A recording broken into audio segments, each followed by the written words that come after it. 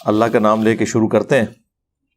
جس حدیث میں ہے کہ 3 دن سے کم میں قرآن ختم نہ کرو، اس حدیث کے آخر میں حضرت عثمان بن عفان کا ایک رات میں قرآن پاک ختم کرنا موجود ہے۔ اسی طریقے سے عبداللہ ابن عباس کے بارے میں بھی ایک رات میں۔ حضرت عثمان والا جو اثر ہے نا ترمذی کے اندر، ایک تو وہ بغیر سند کے لکھا ہوا ہے، لیکن باقی کتابوں میں اس کی سند ملتی ہے۔ میں نے اس کے اوپر ایک دفعہ لائیو سیشن میں بھی بات کی تھی کہ ایک تو چیز یہ ہے کہ ہم اس طرح کی جتنی روایتیں ہیں انہیں درایتاً بھی دیکھیں کہ عقلاً یہ چیز پاسبل بھی ہے کہ نہیں، کرامت کی کیٹیگری سے ہٹا کے۔ اس طرح کی کوئی کرامت ہوتی نا تو وہ اللہ کے محبوب صلی اللہ علیہ وآلہ وسلم کو معجزے کی شکل میں دی جاتی۔ اس کے برعکس ہمیں جو بخاری مسلم میں مل رہا ہے وہ تو بالکل ڈیفرنٹ ہے۔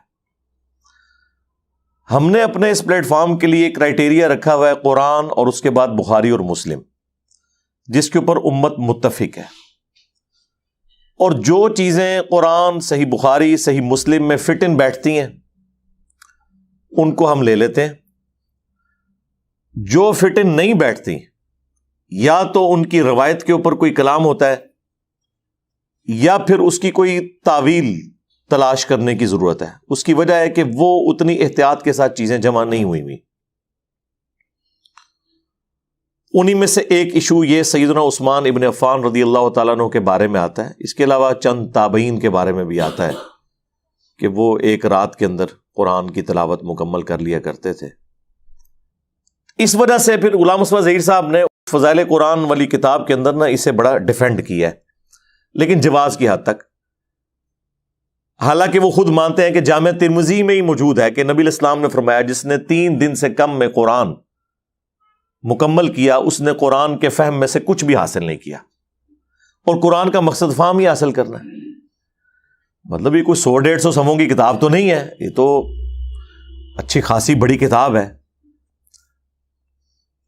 تو اس حدیث کے تحت ہمارا تو موقف یہ ہے کہ یہ نبی الاسلام کی واضح حدیث کی موجودگی میں اگر کوئی شخص ایک رات کے اندر پورا قرآن مکمل کرتا ہے تو یہ بات کوئی نبی الاسلام کے ہاں پسندیدہ نہیں ہے۔ ہم حرمت کا فتویٰ نہیں لگاتے، لیکن یہ ایک روایت ہے جس کے اوپر یہ پورے کا پورا مقدمہ انہوں نے کھڑا کیا ہوا ہے۔